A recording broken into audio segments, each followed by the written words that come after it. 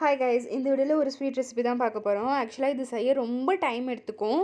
செஞ்சு சாப்பிட்றதுக்கு அப்புறம் தான் தெரியும், ஒர்த்துடா அப்படின்ட்டு நம்மளுக்கே ஒரு பெருமையாக ஃபீல் ஆகும். அந்தளவுக்கு டேஸ்டியாகவும் இருக்கும்.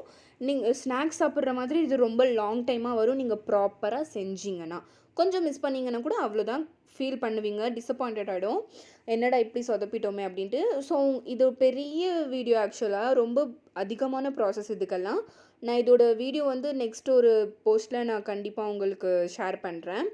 ஆனால் இதில் செஞ்சது மட்டும்தான் உங்ககிட்ட என்னால் ஷேர் பண்ண முடிஞ்சது. ஸோ தப்பாக எடுத்துக்காதீங்க. உங்களுக்கு வேணும்னா நீங்கள் கண்டிப்பாக கமெண்ட் பண்ணுங்கள், நான் உங்களுக்கு தனியாக கூட நான் சென்ட் பண்ணுறேன்.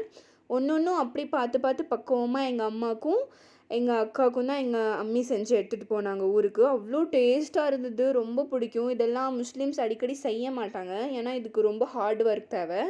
அதனால நீங்களும் கண்டிப்பாக ஃப்ரீயாக இருந்தீங்கன்னா உங்களால் முடியும் அப்படின்னா ஒரு 4 to 5 ஹவர்ஸ் இந்த ரெசிபிஸ் எல்லாம் ட்ரை பண்ணி பாருங்கள். மறக்காமல் சப்ஸ்கிரைப் பண்ணிக்கோங்க. பாய்.